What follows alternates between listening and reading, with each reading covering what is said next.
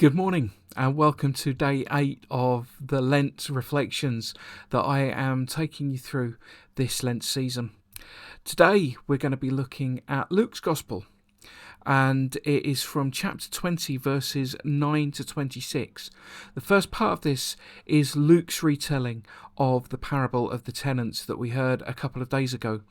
But the end of the reading is something that will be familiar to pretty much anybody, no matter how much biblical knowledge they have. It's a very well-known passage. So let's get into this now as we read from the Gospel according to Luke.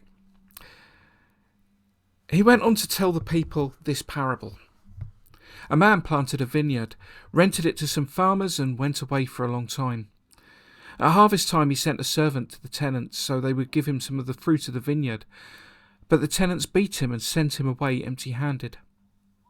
He sent another servant, but that one they also beat and treated shamefully and sent away empty-handed. He sent still a third, and they wounded him and threw him out.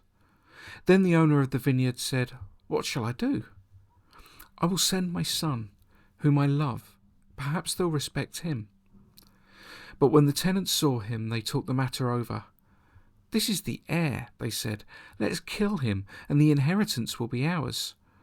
So they threw him out of the vineyard and killed him. What will the owner of the vineyard do to them? He will come and kill those tenants and give the vineyard to others. When the people heard this, they say, "God forbid." Jesus looked directly at them and asked, "Then what is the meaning of that which is written? The stone the builders rejected has become the cornerstone. Everyone who falls on that stone will be broken to pieces. Anyone on whom it falls will be crushed."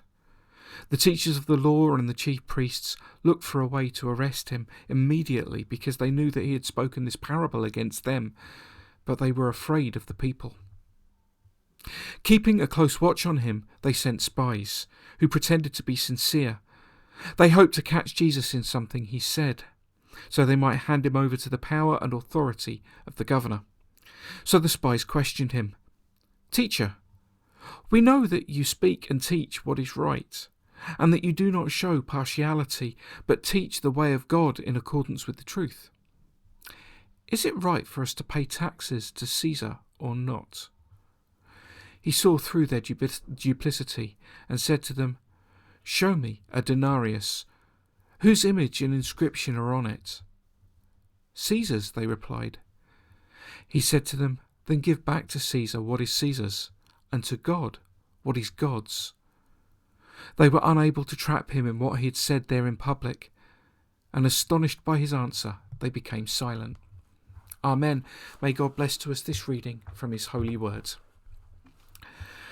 The spies that the teachers of the law and the chief priests sent, who asked that question about paying taxes, they were there to trap Jesus, and the question was designed specifically to do that, because there was no right answer in their opinion. Either he was going to say, "No, it's not right to pay taxes to Caesar," in which case he would be committing sedition and could be arrested by the Roman authorities, or he would say, "Yes, we should pay our taxes to Caesar," in which case he would lose face and popularity with his audience, who were very anti-Roman taxes. But the answer that he gave was one that, in answering the question, actually answered another one about our priorities, about what it is that we should give to whom. He looks at the coin and he says, "It's got Caesar's face on it, so give back to Caesar what is his, and give to God what is God's." Because the things of the material world, the things that we hoard up, the things that we earn, the things that we store for ourselves, they're things that we can prioritize in our lives. They're things that can take over our own desires. There are things that can take over the way in which we live our lives. In Matthew's Gospel, when we read the Sermon on the Mount, we hear him say that you cannot serve money and gods. You can only serve the one master. And he's saying that because it is very easy for us to get completely drawn in by trying to get ourselves material things. But instead what he says is give to God what is God's. And what is God's is ours. We are made with the image of God. It says so right at the beginning of the creation story at the start of Genesis, that we are made with the image of God. The coin has the image of Caesar, so it goes back to him. But we have the image of God. So it's ourselves, it is our lives. It is what we do that we give to God himself. That is our priority. Our priority should be to serve him, to want to thank him, to want to draw near to him. And that's very much what so much of Jesus' teachings are about that change of heart, that change of mind, that change of direction and of priority. To focus on God rather than money or materialism or status or any of these other things that can overtake our lives. But instead, it is to devote ourselves to God instead.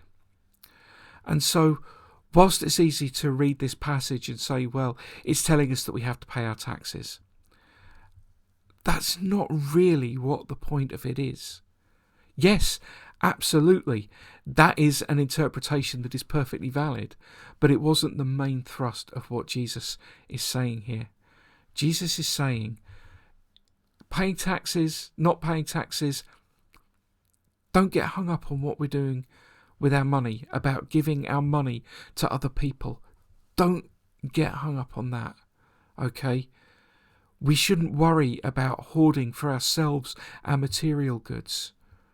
But instead, if we devote ourselves to God, if we let him transform us from within, then what we do with all of our material goods will also be changed. Our priorities there will be changed, and we will start to give things to the poor, to the needy, to the vulnerable, rather than concentrating on getting rich ourselves. So that's what this is about. That's a thing to think about today. Where is our priority in life? Is our priority on hoarding material goods, on getting rich, on becoming powerful, well-known, well-liked? Or is it on letting God transform us, on drawing close to him, on having faith in him to show us the best way for our lives? Jesus says, go for the latter. And that's what we need to think about today. And I'll see you tomorrow. Goodbye.